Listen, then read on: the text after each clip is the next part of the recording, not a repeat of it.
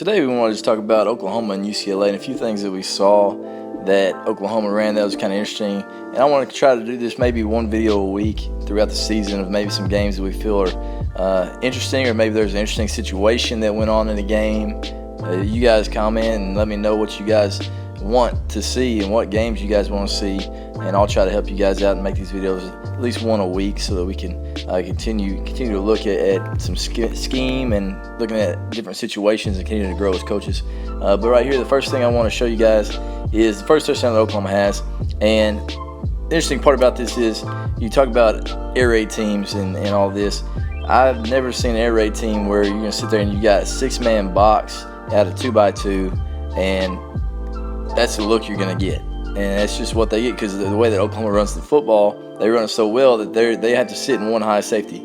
Any air raid team, if you're seeing one high safety, you're excited about it. You feel like you have the matchups over here in the slot, possibly one-on-one, outside one-on-one. That's what you're trying to get to, is one-on-one matchups. Right here, Oklahoma, they're in 10 personnel, 2x2, and they're actually running quarterback inside zone. So he's right there in the C gap. He's basically doubling up to there. They're going to double to there. And this running back, he actually comes back here and he's sealing. So we'll see what exactly takes place. We get good double teams. You can see everybody gets taken care of up front. We got one high safety filling into the box. And that one high safety fills into the box. Since we're square on everybody, we get up to the second level. Jalen Hurts is able to make a cut off of him, and he's able to create a big play to score. You can see right here there are two gaps. Right here there's a gap here, and there's a gap here. And this backer fills into that gap. Since he's pretty square and doing a good job getting a body on him, Jalen Hurts has an open gap to run to, which is a big thing about inside zone, is staying square, trying to make sure that he got a body on a body, and then reading that last level with an unblocked guy so he can make a cut off of him to finish. And that's what he ends up doing right here. A big explosive play in the first drive where he had 99 rushing yards in the first drive, which is outlandish. But right here, just quarterback inside zone. He sees that third level defender coming down, feels the gap, so he takes the other one and ends up getting all the way to the end zone. This is another look at that quarterback inside zone. Of course, we're basing doubling there to the front side, doubling there to the back side, with him cutting out the C gap right there. Right here looks like Jalen Hurts maybe gets a little antsy and tries to bounce it when he should be pressing that through the A gap, B gap, and finding that wall right there and cutting backside. But he's still such a great player. He's able to make something happen, get vertical, and you can see the impressive part of this is just the line. Even though he doesn't quite hit it as quickly as it's designed to, those guys are maintaining blocks for a long time and is able to find he's still been getting 5 or 6 yards on something that most coaches would say, yeah, that wasn't the best run or wasn't the best angle to enter the line. He's still getting 5 or 6 yards and getting first downs. So just another look of that inside zone. I think they only ran it twice, but they were pretty successful on it each time. We have a similar video to this on the three verticals that Oklahoma runs, but right here they're really trying to give the illusion for run. You can see this box is really heavy. It's a 7-man box right here against 7 in the backfield. So they're matching numbers for numbers with one high right here. And what ends up taking place is they're trying to make it look like inside zone going this direction. All right, this back's coming across. He's going to be C-gap. They're faking here. This receiver, he's coming like he's about to crack right there, and then he goes vertical into that alley. We're trying to get those guys to step up and trying to make this. There's an outside backer over here directly over top, or maybe outside leverage of that slot. Trying to make him feel like that he's crack replacing because he's going to crack that linebacker. Then he goes vertical right there behind him. And this is a really good look with the end zone view. Right here you can see, boom, he's cracking. And then he goes vertical right there behind him. Creates a big alley. And outside they have vertical reads. And if that guy's chasing, so say he would have chased right there. Now it's a lot of room one-on-one out here on that vertical read. And I believe he's probably running a vertical read as well. But right here you can see we got a pretty good action right there.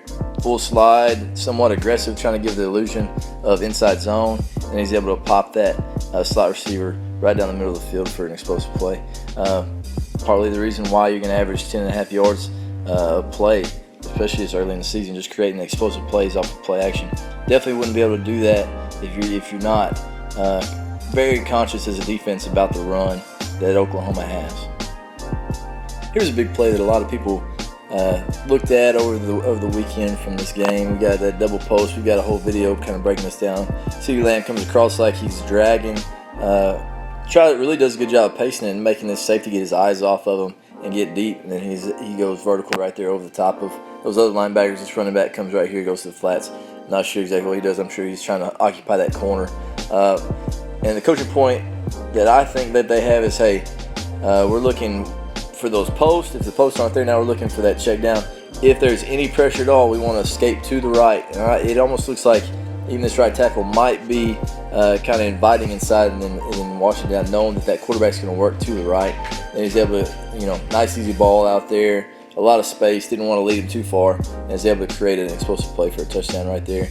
Again, you can see the slot receiver right here, CeeDee Lamb, really pacing himself, coming across the field, and then he's able to go vertical over the top of it. It does take a long time. We know that those lines get long as far as when you're drawing it on the board, and you got to protect it. But right there, and a lot of times in the past whenever they've done it, they've also escaped to the right. I feel like that's a coaching point for it. Probably one of the keys for how long it takes. Escape to the right, find your guy deep, give yourself an opportunity to make an explosive play. Jalen Hurts has really gotten a lot of publicity for all the explosive runs and everything that he's had so far, and a lot of them there are scrambles, but this one right here is actually a called quarterback draw, and you can see it's a little bit of RPO. They have their bubble going on out here. It's 3-on-3. They're pretty tight, so he doesn't really like it. He knows that he's got a 6-man box with that guy being inserted as well to help, so he's 6-on-6. So he likes that with the deep safety, so he's going to end up timing it up right there, his top of his third step, and now he's running a draw. I believe we have end zone view where it's a little bit clearer. From this zone view, you can see that this 6-man box for Oklahoma, one deep safety. Everybody's covered up over here to the trips. We got pretty tight coverage over here, so they know that they have the numbers for the draw. So what the line has is they've got those 4 down linemen plus the mic right here. Running back's going to be responsible right there. They actually do get a twist, and they do a good job of sorting all that stuff out, and then that back's able to get up on that second level defender, and or at least the second level defender chases him right there whenever he comes across. So Jalen Hurts is able to find that open alley and create an explosive play. And you can see right there, they're man-to-man, so there's really nobody accounting for the quarterback. And right there, he's able to make a really big play in open space and make it look easy. This play, Oklahoma's running their Y cross, just like they have in previous years with their fast screen right here. He stutters and goes, and we've got the drag here, and then we've got a curl. What they end up doing is they full slide their line that direction, but of course they have their guard pull over here, C-gap player, then also he's blocking C-gap. Of course, whenever they run a ton of GT, it gets these backers to fly up, creates huge windows in that area because those guys are all the way down in the box. You can see actually whenever he throws the ball, they're all the way 2 or 3 yards past the line of scrimmage, so there's really not even a window. He's just throwing over them just like if they're a D lineman, and you can see how quickly they flow into the box. One thing that's a little bit different than the previous couple years with the quarterbacks is Jalen Hurts really almost overemphasizes that pump fake out there to the key screen, and then he gets off of it pretty quick. But he pump fakes it a lot harder than maybe Kyler Murray or Baker Mayfield did, trying to get those safeties to roll and everything. And he's able to find that window basically because of that run action that they're able to show with that pulling guard and where those linebackers step up. This play right here is probably the most interesting play of the night to me. If you run GT a lot, which we do, and I know a lot of teams have really started running GT, this is something that I thought was really interesting. They actually run GT as far as the action, so basically full slide, then he's here and he's off his edge right there. They do a good job of creating a big wall right there when they're back blocking. You can see they do a good job of filling it up, but it's really a play action. And what they end up running is they just run a kind of a simple flood concept. So he kind of stutters on this backer, and then he runs his out right there, 10, 12 yard out. He basically widens and gets to the flat right there, and I believe he's FOR and taking him over the top. But it's simple concept. The protection is the thing that's really interesting with how much a lot of people have been running GT, and we run it, that they were able to utilize pulling both guard and tackle, and we're able to protect it as well. Now they definitely get lucky because it looks like right here initially that there's gonna be a free guy right here off the edge, but he ends up dropping, and that actually helps him a little bit against that 3 front. They have a body for a body now, so they're able to throw that second level route to that out. You can see him kind of stutter, and then he goes vertical and goes to the out, and and he's able to hit him in that window before he gets hit by that corner, the outside backer that dropped off on the shallow route. So I just thought that was a really interesting look. They were able to play action right there with GT and able to create an explosive play. This is actually a 3rd and 1 that Oklahoma has, and this doesn't look like quarterback power when you initially look at it, but it's actually quarterback power with the fly motion right there, faking the jet sweep. And what ends up happening is he's going fly sweep, of course.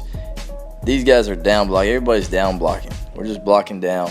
He's coming, he's kicking, and then he's faking like he's running inside zone, and then he's coming over here and he's leading for the quarterback. Like you just got to kick and you got to pull right there. You got to kick and you got to wrap, just like if you're running power, if you're running counter.